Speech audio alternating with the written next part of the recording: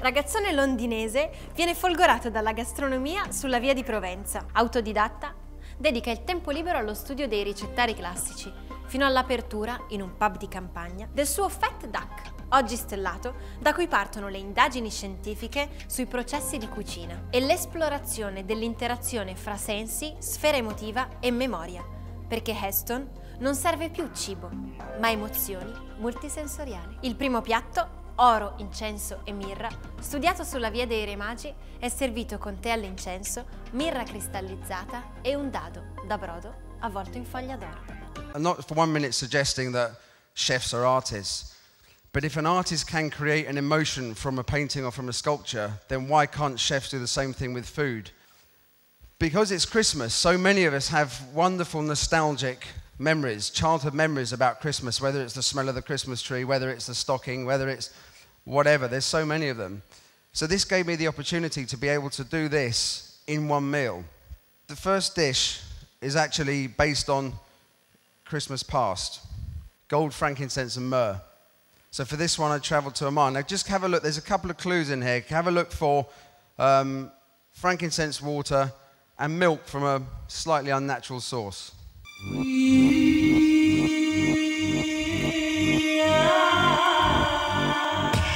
I'd come to the Middle East on the trail of the 3 wise men. My ambition was to track down 2,000-year-old frankincense from the time of Christ and include it in my meal.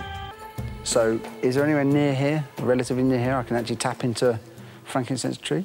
But straight across the river, it's only 50 kilometers to the frankincense trees where they actually grow. This is one of the seasons they start harvesting right at the end of the monsoon season.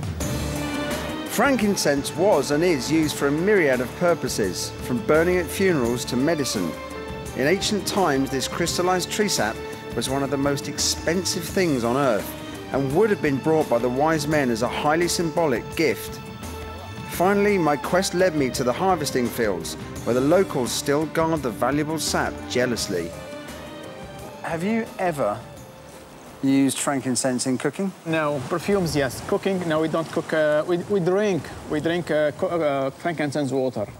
And after some persuasion, I managed to get a chance to capture my own frankincense. Literally, the sap appears instantly, within seconds of taking this first layer off. It was bitter, but at the same time, it was really complex. It had a wonderful aromatic fragrance to it, a fruity note as well.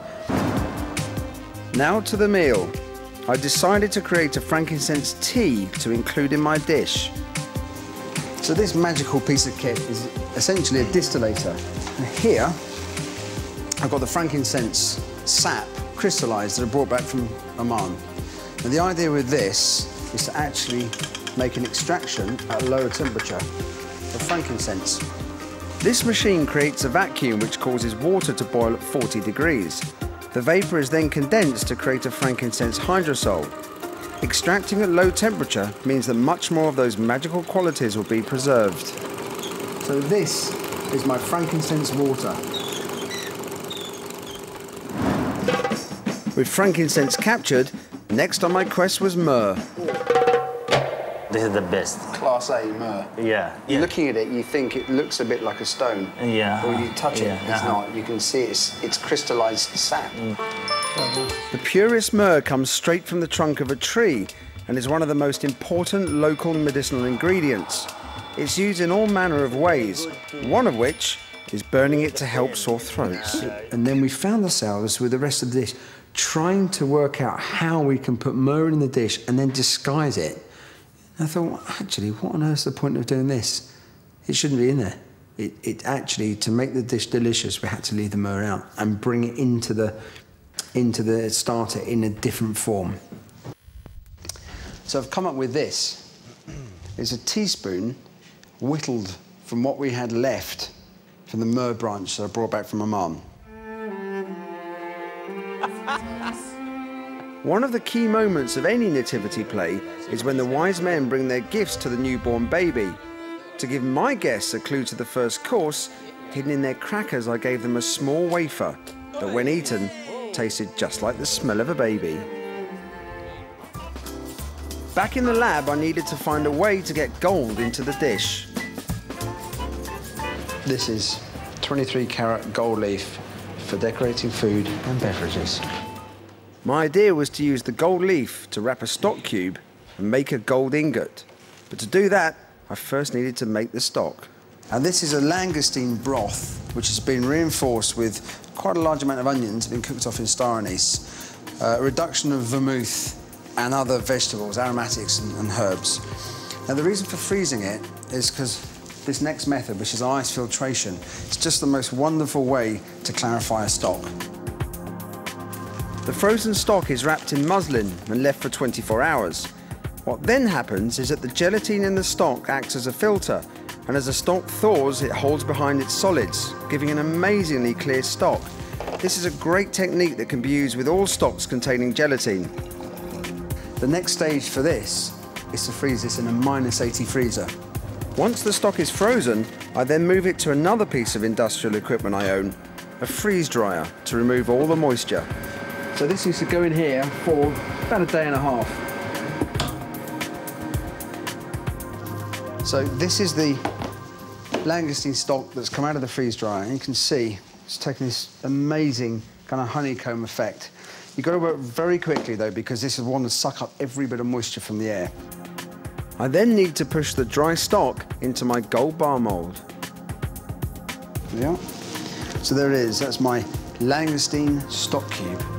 Next stage, I need to cover it in gold leaf. And there's my gold bullion bar. With all the gifts of the three wise men finally included, it was time to turn my attention to the garnish for the dish. I add egg yolk cooked with saffron to the plate, langoustine meat from the shells we used for the stock cube, next a coffee and saffron bavarois, pistachios lightly crystallized, and tiny onions lightly cooked and slightly pickled. Then, to add a real perfume to the dish, sea urchin. They have a wonderful violet character, which will work really well with the frankincense. Finally, some tarragon tips and chervil leaf. Not chopped, because that would destroy its delicate characteristic. So here's my first course. Gold, frankincense, and myrrh.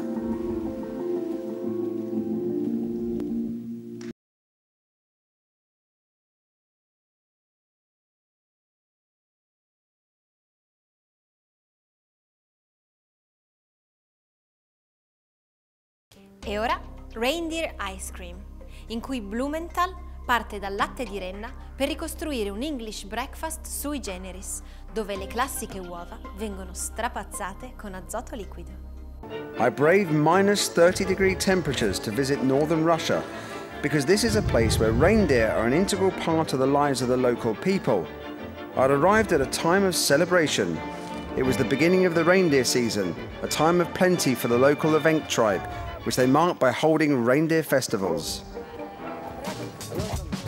I can't kill Santa's little helper from a Christmas lunch, but I do have an idea.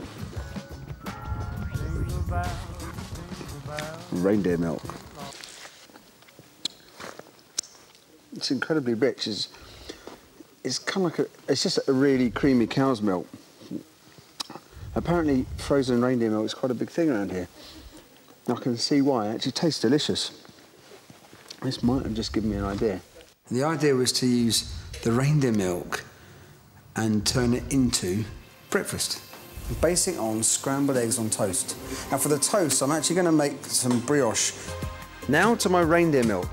I've decided to turn it into ice cream because of how great the frozen milk tasted in Siberia. And here, I've got the reindeer milk. This is very high fat, between 16 and 25%, which makes it incredibly rich. But I just need to temper that a little bit with some skim milk. I heat the milk until it's hot but not boiling, and then slowly add it to the mixture in the bowl, whisking the whole time. So that once that's incorporated, pour this back into the pan. Once the mixture reaches 70 degrees, I hold it there for 5 minutes to pasteurize the mix. So the next stage is to cool this down as quickly as possible.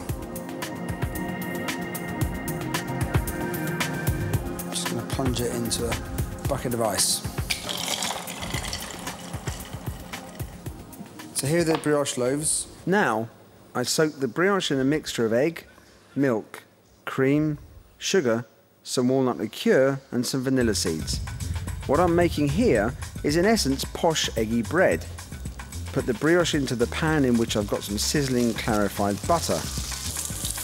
Once the slices are nicely golden, take out of the pan and give the pan a quick clean with a dry cloth. Then add some unrefined caster sugar. Add a little more sugar on top of the slices and turn them to get an even coating of the golden caramel. Then drain the slices and put them on the plate. So the next step is to butter the toast. Now I've got over here is some brandy butter. To combine butter, brandy and sugar. And in here we've got some mincemeat, which is made with a range of dry fruit, spices. There's a bit of walnut in there as well. Just a touch of that on the side. So there's the butter toast of the mincemeat. Now before I scramble the eggs or scramble the ice cream, wouldn't be breakfast without bacon, would it? So over here, I've got some crystallized bacon. We've got taken pancetta, frozen it, sliced it in really thin as possible, and then just dried it in the oven. So you get this wonderful, crisp, sweet bacon.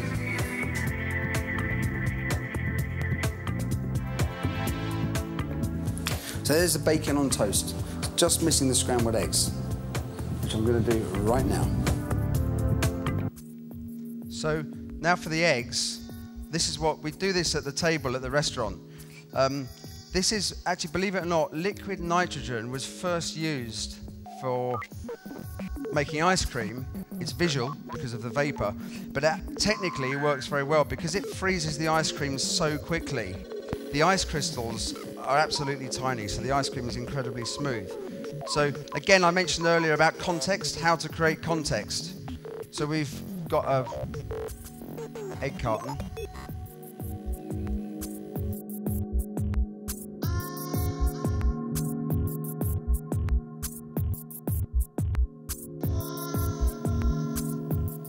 The idea with this is if you do it nice and slowly, say 5 minutes, 8 minutes, you'll have an ice cream that will look incredibly smooth. We don't want that. This will be unbelievably smooth, but it needs to look like scrambled egg. And also, there's another contextual element here, but when you first pour the nitrogen in, it actually sizzles. So you've got it's called it nitro scrambled egg and bacon ice cream.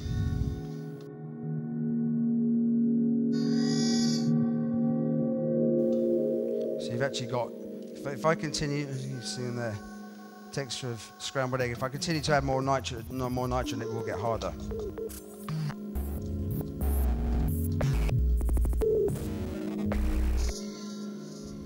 But it's completely smooth.